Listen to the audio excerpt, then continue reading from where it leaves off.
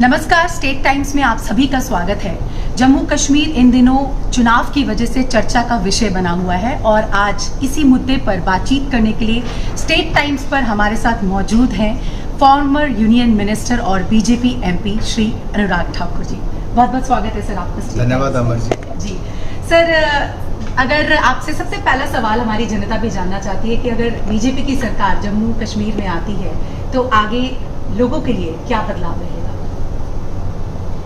सुरक्षा जी, संपन्नता जी, समृद्धि, जी, खुशहाली, क्या? Peace, progress, prosperity. क्योंकि भारतीय जनता पार्टी विश्वास करती है आतंकवाद को जड़ से मिटाने के लिए, जी, जम्मू कश्मीर को देश के 3 बड़े राज्यों में खड़ा करने के लिए, जी, और जम्मू कश्मीर में भारी इन्वेस्टमेंट हो, जी, यहाँ पे निवेश आए, यहाँ पे पर्यटन को बढ़ावा मिले, यहाँ पे इंडस्ट्री को बढ़ावा मिले और यहाँ पे रोजगार के अवसर मिले। जी, लेकिन इसके साथ साथ जब से हमने धारा 370 को हटाया, जी, जब से धारा 370 को हटाया है तब से यहाँ पर आतंकवाद की घटनाओं में लगभग 70% की कमी, 70% की कमी, और पथरावबाजी बिल्कुल बंद हुई है। यहाँ पर इन्वेस्टमेंट 25,000 करोड़ रुपए की आई और 75,000 करोड़ की और आ रही है। अब देखिए, कटरा से लेके दिल्ली तक का 6 लेन हाईवे 6 घंटे में दिल्ली पहुंचाने के लिए, वंदे भारत दूसरी देश की चली तो हमारी कटरा से लेके दिल्ली तक चलने का काम हुआ। प्राथमिकता के आधार पर हमने जम्मू कश्मीर को लिया है जी। अगर आप रेलवे लाइन की देखेंगे तो दुनिया का सबसे ऊंचा पुल चेनाब नदी पे जो रेलवे का बना है वो पेरिस के आईफेल टावर से लगभग 100 मीटर ऊंचा है। बिल्कुल सर।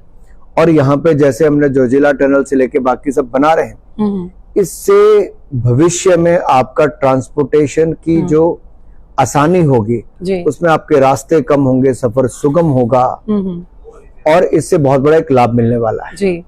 सर, अब इसी पर आगे बढ़ते हैं कि कांग्रेस और एनसी का कहना है कि अगर उनकी सरकार यहाँ आती है तो वो आर्टिकल 370 को बहाल करेंगे, तो इस पर आपकी क्या राय है? इसका मतलब कांग्रेस फिर आतंकवाद, अलगाववाद, पथरावबाजी चाहती है। वो फिर यहाँ पर खून की नदियां बहाना चाहती है जी। जैसे 45,000 लोगों की हत्याएं पिछले 70 साल में यहाँ पर हुई, क्या कांग्रेस और नेशनल कॉन्फ्रेंस यही चाहते कि वापस यही हो जी? और देखिए, ये कहते हैं पीएसए एक्ट को जी अबॉलिश करेंगे। इसका मतलब जो नशा बेचने वाले हैं उनको खुला छोड़ देंगे जी, जो अलगाववाद, आतंकवाद फैलाने वाले उनको खुला छोड़ देंगे, और जो यहाँ पर असामाजिक तत्व है, क्या उन सबको खुला छोड़ने की सोच रही कांग्रेस वाले, पत्थर फेंकने वालों को सबको? नेशनल कॉन्फ्रेंस और कांग्रेस का एजेंडा ही एक है कि कश्मीर और जम्मू को अशांत रखो और इनकी दुकान चलती रहे। ये टुकड़े टुकड़े गैंग के समर्थक लोग हैं जी, जो भारत के टुकड़े हों हजार, इंशाअल्लाह इंशाअल्लाह के नारे लगाते थे, वो आज कांग्रेस पार्टी के सदस्य बन गए। और आप देखिए, केवल सदस्य नहीं बने, उनको लोकसभा की टिकट दी गई, हार गए वो जी। लेकिन राहुल गांधी जी ने अपनी सोच स्पष्ट कर दी है कि भारत रहे न रहे, राहुल गांधी को कुर्सी मिलनी चाहिए जी। दूसरी ओर नरेंद्र मोदी जी हैं, वो कहते हैं मैं रहूं ना रहूं, मेरा भारत आगे बढ़ना चाहिए जी। ये सोच का अंतर है। इसलिए भारतीय जनता पार्टी ये चाहती है जी कि जम्मू कश्मीर में शांति हो। देखिए, इसका लाभ क्या मिला मर्जी, देखिए IIT बना जी, IIM बना, बिल्कुल, फिर दो एम्स बने, 2 सेंट्रल यूनिवर्सिटी बनी, 8 मेडिकल कॉलेज बने, IIMC बना, फिर यहाँ पर हमारे 15 नर्सिंग कॉलेज बने, न जाने कितने ITI और पॉलिटेक्निक बने। हमने यहाँ पर जिस तरह से कॉलेजेस को खोला, शिक्षा का विस्तार किया, अब हम जम्मू में IT का हब बनाना चाहते हैं, रोजगार देना चाहते हैं। 5 लाख रोजगार के अवसर हम देंगे जी। 10,000 रुपया हम कोचिंग क्लासेस के लिए युवाओं को देंगे, लैपटॉप युवाओं को देंगे जी। और यही नहीं, महिलाओं को 1,500 रुपया महीना भी देंगे। तो ये सारी चीजें जो है पाइपलाइन में ऑलरेडी हैं, आगे फ्यूचर में भी बिल्कुल है जी जी। सर, जम्मू कश्मीर की जो जनता है, हालांकि बीजेपी ने अपने मैनिफेस्टो में ये मेंशन किया है कि स्टेटहुड का दर्जा जम्मू कश्मीर को वापस दिया जाएगा, लेकिन आपके माध्यम से हम चाहते हैं कि आप इस पर क्या अपनी राय रखेंगे? मैं स्टेट टाइम्स पर कह के जा रहा हूँ, चुनाव होने दीजिए, स्टेटहुड का दर्जा, क्या बात है, जम्मू कश्मीर को मिलेगा। और यही सवाल जनता के मन में था और कहीं ना कहीं एक डाउट था कि क्या ये चीज होगी या नहीं। आपसे एक और चीज जानना चाहेंगे कि आज भी सर भारत में बहुत सारे ऐसे लोग हैं जो जम्मू कश्मीर के नाम से ना उन्हें डर लगता है कि टेररिस्ट स्पॉट है और जाए ना जाए। जो लोग कभी जम्मू कश्मीर जिन्होंने विजिट नहीं किया, कहीं ना कहीं आज भी वो एक डर उनके मन में है। तो क्या ये टूरिस्ट स्पॉट में तब्दील होगा एक टेररिस्ट स्पॉट से, वो आपसे जानना चाहूंगी मैं। देखिए अमर, मैं एक बात कहूं जी, अब कांग्रेस की सरकार है, नेशनल कॉन्फ्रेंस की सरकार नहीं जहां पे बम फूटते थे। आज नरेंद्र मोदी जी ने एक ऐसा वातावरण दिया है जहां पर यहां तक कि कांग्रेस के नेता राहुल गांधी भी अपनी बहन के साथ आते हैं तो बर्फ के गोलों के साथ पिकनिक मनाते हैं जी। और इनके समय बम फूटते थे। एक तो ये अंतर। दूसरा, कांग्रेस के समय हालत ये थी कि इनके अपने केंद्रीय गृह मंत्री सुशील कुमार शिंदे जी भी जम्मू कश्मीर के लाल चौक में आने से डरते थे, उनकी टांगे कांपती थी। बिल्कुल।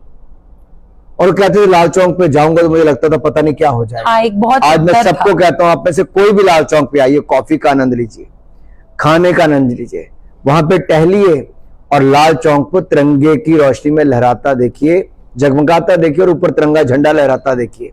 एक समय था नेशनल कॉन्फ्रेंस और कांग्रेस का जी। जब मैं 2011 में यहाँ पे तिरंगा यात्रा लेकर आया तो मुझे जेल में डाल दिया कि मैं लाल चौक पे तिरंगा झंडा कैसे फहराने जा रहा हूँ। मेरे साथ साथ अरुण जेटली जी, सुषमा स्वराज जी को जेल में डाल दिया। दोनों नेता प्रतिपक्ष थे, दोनों लीडर ऑफ अपोजिशन थे। वो समय और आज के समय में देखिए कितना अंतर है। वो कांग्रेस और नेशनल कॉन्फ्रेंस की सरकार थी, आज भारतीय जनता पार्टी का वातावरण जी। एक और वक्त था सर जब देश के प्रधानमंत्री को टीवी पे ही अक्सर देखा जाता था और आम जनता के साथ उतना उठना बैठना कहीं नहीं था पॉसिबल। लेकिन अब हमने देखा है कि जम्मू कश्मीर में देश के प्रधानमंत्री मोदी जी का भी आना है और जम्मू कश्मीर की खासतौर पे अगर बात करें गृह मंत्री, उनका भी आना जाना है, आपके भी विजिट्स लगातार हैं। तो क्या लगता है कि जम्मू कश्मीर के लोगों के लिए ये फलदायक रहेगा या आप लोगों के लिए वो सपोर्ट रहेगा यहाँ से? देखिए, क्योंकि प्रधानमंत्री जी के मन में बहुत स्पष्ट है जी कि जम्मू कश्मीर के हालात हमें इतने बढ़िया करने कि यहाँ पे लोग पर्यटक के रूप में भी आए, निवेशक के रूप में भी आए और यहाँ पे कश्मीरी पंडितों का जो पलायन हो गया तो वो भी अपने घरों में वापस आके रहें, अपने घर भी बनाएं। अगर आप टूरिज्म की संख्या देखेंगे तो यहाँ कई गुना ज्यादा बढ़ी। आज तक के रिकॉर्ड टूरिस्ट पिछले साल आए और हर साल ये नया रिकॉर्ड बनता जा रहा है। हमारे मन में बहुत स्पष्ट है कि जम्मू कश्मीर को वो स्थान मिलना चाहिए जो उसका वो हकदार है। ब्लंडर ऑफ नेहरू के कारण 70 साल तक जम्मू कश्मीर के लोगों को जख्म जो कांग्रेस और नेशनल कॉन्फ्रेंस ने दिए हैं वो जनता भूल नहीं सकती। हजारों की हत्याएं होना, परिवार उजड़ जाना, तबाह हो जाना, उद्योग खत्म हो जाना, बहुत बड़े घाव थे जी। हमने इन पे मरहम लगाया है। अब हम इस राज्य को आगे बढ़ा रहे हैं, लोगों में एक विश्वास पैदा कर रहे हैं। अब लोग भी बाहर से, विदेशों से भी लोग आ रहे हैं जी। और मैं आपको कहूं, जब कोविड के टाइम पे यहाँ पे डीडीसी के चुनाव हुए तब मैं प्रभारी बीजेपी का था। हमने जम्मू की जनता के आशीर्वाद से डीडीसी के चुनाव भी जीते और मुझे आज भी याद है उस समय लोग उमड़ उमड़ के बाहर आ रहे थे चुनाव लड़ने के लिए, लड़ाने के लिए और वोट डालने के लिए जी। एक संदेश दे रहे थे कि हम तैयार, हम साथ हैं। बिल्कुल तैयार भी हैं और साथ भी हैं जी। और आज भी मुझे लगता है इस चुनाव में धारा 370 हटने के बाद पहली बार जो विधानसभा का चुनाव हुआ, जम्मू कश्मीर की जनता तय कर देगी कि जम्मू की तो कम से कम 43 के 43 सीटों पे एक तरफा भारतीय जनता पार्टी को जिताएंगे ताकि जम्मू से जी मुख्यमंत्री भी बने और फुल स्टेटहुड भी हमें मिले जी।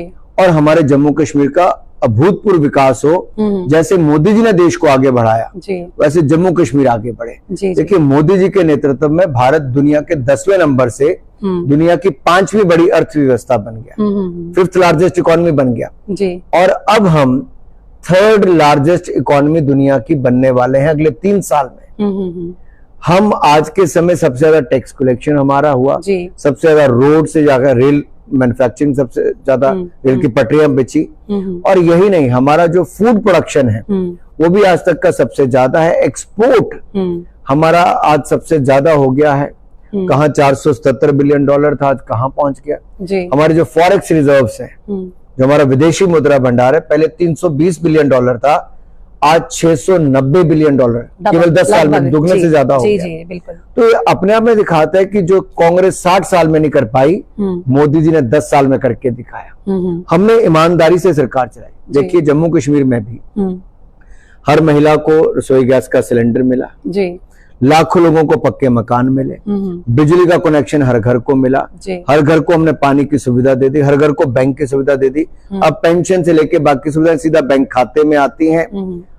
हमने जो एक गरीब और अमीर के बीच में खाई को कम किया है जी, वो अंतर देश में हमने 25 करोड़ लोगों को गरीबी रेखा से बाहर निकाला। तो अमर जी मैं ये कहना चाह रहा हूं कि ये जो बदलाव आज देश देख रहा है जी, मोदी कर रहा है, इसलिए करते हैं कि उनको लगता है ये व्यक्ति है जो देश के लिए जीता है, गरीब जनता के लिए सोचता है जी। व्यापारी वर्ग को जब कोविड के समय पैसा चाहिए था तो बैंकों से 20% एडिशनल वर्किंग कैपिटल दी, जो आज तक किसी ने नहीं दी। जी, मोदी जी की गारंटी पे मिला। किसी व्यक्ति ने अपनी जमीन और घर गिरवी नहीं रखा। 20%, यानी कि आपका 10 करोड़ बैंक से था तो आपको 2 करोड़ रुपया फालतू मिला।